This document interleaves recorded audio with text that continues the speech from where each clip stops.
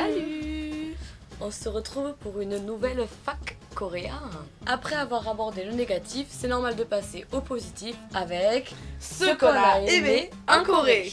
On commence tout de suite avec les détails plutôt sympas. Premier détail plutôt sympa, les convenience stores, ou Combini, ou Pyeongjob, ou la supérette 24h, 7 jours sur 7 en France. Donc c'est des petits magasins en fait qui sont ouverts tous les jours, 24h sur 24, 7 jours sur 7, et dans lesquels on trouve absolument tout. Il y a de la nourriture, des boissons, des cigarettes, il y a des chargeurs de téléphone, des dentifrices, des brosses à dents, des médicaments. Et si vous arrive la pire chose imaginable en Corée, c'est-à-dire trouver vos chaussettes, vous pourrez acheter des chaussettes. C'est magnifique. C'est tellement bien. Le deuxième petit détail qui tue, c'est le fait que tout est toujours ouvert. 2h du matin, t'as envie d'un petit café? Pas d'inquiétude, il y a un coffee shop qui est ouvert. Tu veux des sushis peut-être à 2h du matin? Ah bah, t'en trouves un. Il y a aussi des sushis.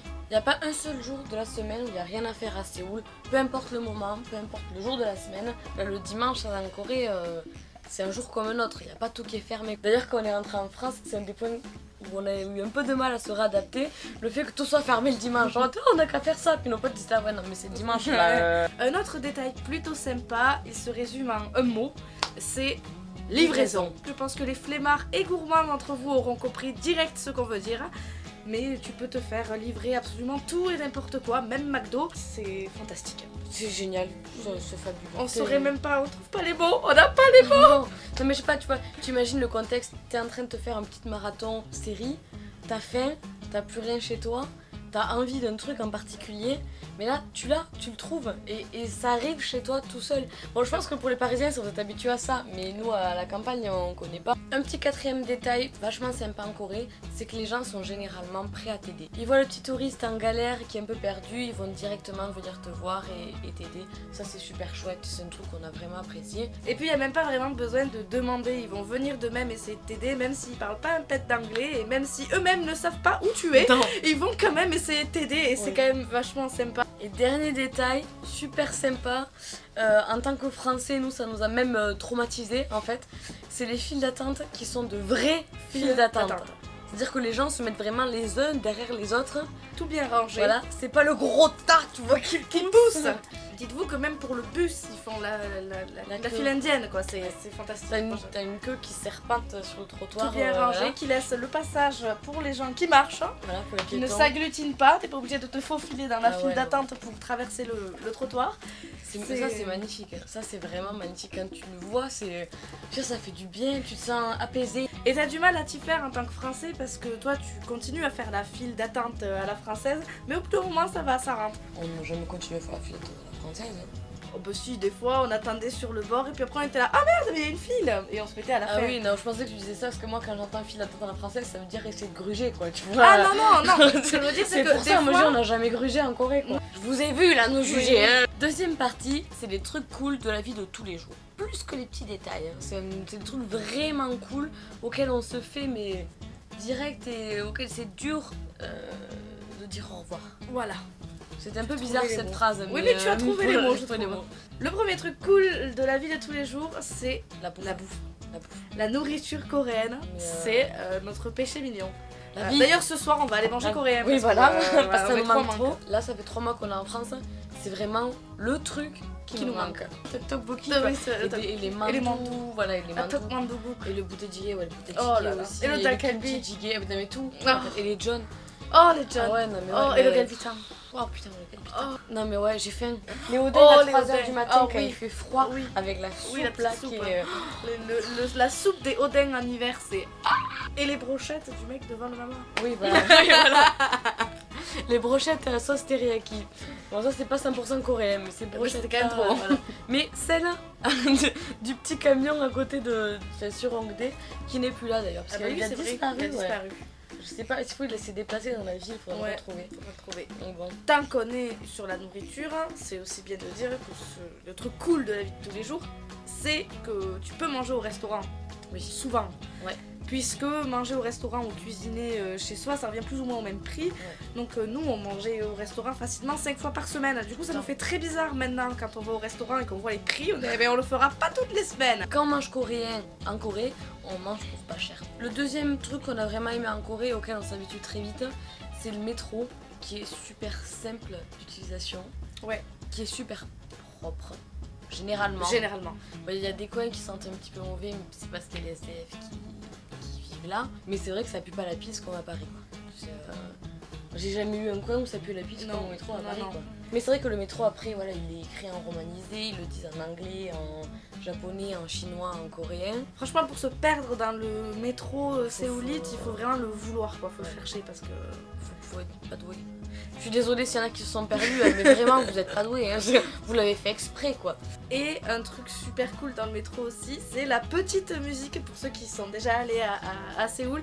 La petite musique qui annonce l'arrivée de la rame est vachement sympa, puis elle change.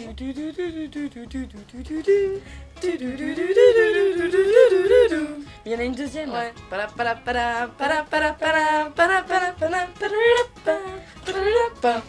Oui. Oui. Ah, on peut vous présenter notre petit frère.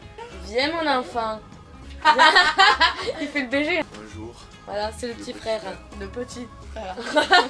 Maintenant vous le connaissez. C'est la famille. Il est pris, désolé. Mais vous pouvez quand même envoyer vos candidatures, on regardera. Voilà. Il fait son petit marché. Allez, adios amigos. Ciao. Entraîne-toi bien, c'est pas mal. Ouais. Il nous détruit le décor. Je refais le décor, Ouais, excuse-moi. Hop. Il va se péter à la fin, ce Tardis là, ça va me saouler. Dernier gros point qu'on apprécie beaucoup en Corée, c'est la super connexion. Que ce soit avec la connexion data du téléphone ou le wifi, c'est la vie quoi. T'attends pas, c'est génial, t'en as partout. C'est rapide, hein. Ouais, nous là on dépérit ici. Hein. Ah ouais. C'est, je veux dire, Vous l'avez vu avec le live de la ouais, dernière mais fois. c'est l'horreur quoi. C'est horrible. C'est l'horreur. Je sais qu'en Corée, mes vidéos, elles étaient upload en 5 minutes, c'était bon quoi. Là, je le lance la nuit quoi. Et des fois, je me réveille le matin, c'est encore en train d'upload. Le truc, je suis là, non. Donc ça, ouais, c'était vraiment génial, on s'y est vraiment habitué. Et c'est vrai que c'est des trucs de la vie de tous les jours. auquel là, maintenant, on a du mal à dire au revoir. La dernière partie qu'on va aborder, c'est les visites et les activités qu'on a le plus kiffé faire en Corée. Kiffer, on parle en mode wesh wesh, c'est ça Ça va kiffer, c'est pas non plus... Que nous avons adoré, que nous avons le plus apprécié pendant notre séjour d'une année. Soit tu parles en wesh wesh, soit tu parles en quoi. Moi je n'ai pas de justification. Je vois ça. Je ne sais pas. Ah mais c'est pas moi qui. Ah mais elle a des poches. Mais oui, elle a des Pour une poches. fois qu'il y a un truc pour meuf qui a des poches, vous êtes d'accord? Je sais pas, mais si vous voulez savoir nos habits, ça c'est à notre mamie. Ah non? Ah c'était à une mamie, je vais donner ça. Ça c'était à mon papy. C'est vrai en plus. Et les chaussures c'était à une mamie. C'est la même mamie que de la jupe. Que la jupe. Voilà, Mais on nous, est habillés en mode Mamie. c'est vintage. Nous on va récupérer dans les affaires de nos grands-parents et tout. On récupère, on est là, mais ça avec nos petits t-shirts. Mais on s'en bat les steaks parce que c'est pas du tout le sujet de la vie. oui. En plus, on a trop lancé ça. On va faire ça. On vous fera une vidéo spéciale qu'y a-t-il dans l'armoire de la Ravetti. La première activité qu'on a beaucoup kiffé, c'est les salles d'arcade. Moi, j'ai pas spécialement kiffé ça. Moi, j'ai kiffé celle d'arcade. Elle a kiffé ça, d'accord. C'est mon point. Voilà. Si tu n'es pas d'accord. Moi, j'ai surtout aimé les machines à grappin parce que tu gagnes. C'est pas comme en France. Donc derrière moi, vous pouvez voir ce que j'ai gagné aux machines à grappin. Il manque un rondoudou et c'est super bien parce que ça ne coûte que 500 won et pas 2 € comme en France. Donc 500 won, ça te fait quoi? Ça fait même pas 50 centimes. J'ai eu 3 salamèches, dont 2 pour 500 won. Voilà, j'ai fait un coup, 2 salamèches. Voilà. C'est super cool, j'adore. Ça c'était son point à elle. Mon point à moi, c'est 2 bars. Je viens de te crever une barre. Ok, c'est génial. 2 endroits que j'ai personnellement très kiffé en Corée. Et je pense que ceux d'entre vous qui sont déjà allés sont d'accord avec moi. Il s'agit du Totokayo sur Gangnam et du Byolbam sur Hongdae. Donc c'est un peu le même principe, les deux ce sont des bars ambiance années 80-90 coréennes avec des chansons 80-90 coréennes. Donc ça vous laisse un peu imaginer l'ambiance, le truc. On mange, on boit, il y a de la musique, il y a un DJ et le truc c'est qu'il y a des chansons qui sont hyper connues en Corée, des chansons vraiment rétro. Et du coup vous voyez tous les Coréens autour de vous qui se lèvent, qui se foutent à hurler et à chanter et qui vont tous danser en même temps. Nous on est là... Mais qu'est-ce qui se passe? Et voilà, et en fait après au final on y allait tellement de fois qu'on connaissait toutes les chansons aussi, on chante avec eux, c'était et on s'est fait énorme. beaucoup d'amis parce qu'à partir du moment où tu connais les chansons, ils sont là, oh mon dieu, vous connaissez les chansons. Nous on a vraiment adoré ça Et le fait que ce soit des musiques, c'est kitsch. Ah ouais. C'est kitsch de Mais chez c'est comme kitsch. si vous alliez dans un bar et il passe que du Claude François Ouais, ou truc du 80, Gilbert quoi. Montagnier, les lacs Voilà. du démarrage, on sait rien, tu vois.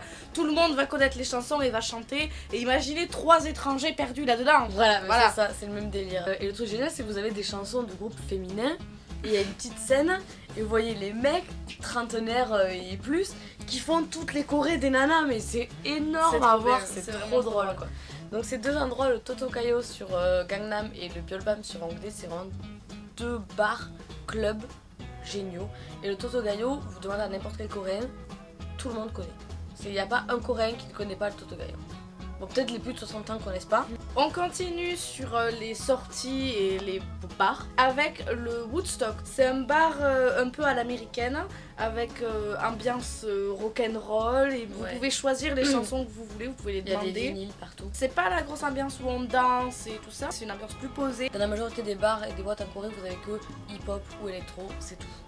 Et au bout de, Un an. ouais, de hip-hop et d'électro, vous en avez un peu plein le cul du hip-hop. En et tout de cas, nous, l'électro. on en a Ouais, eu plein le cul. On cherchait un endroit où aller boire une bière, mais tranquille, et on est passé devant, on a entendu la musique, on a fait oh, bah la musique elle a l'air bien sympathique là, et on est descendu, et rien que le décor de la pièce, on était là, ok, ça c'est notre nouveau QG, et au final, on n'a pas arrêté d'y aller sur la fin de notre. C'est mon ordinateur qui.